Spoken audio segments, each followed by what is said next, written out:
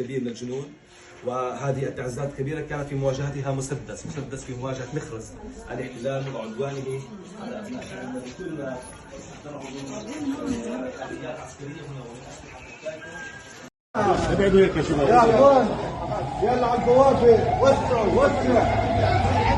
على البوابة. استنى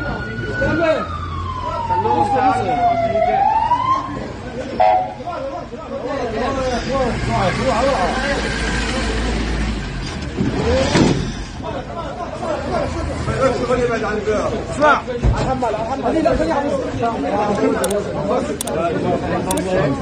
محمد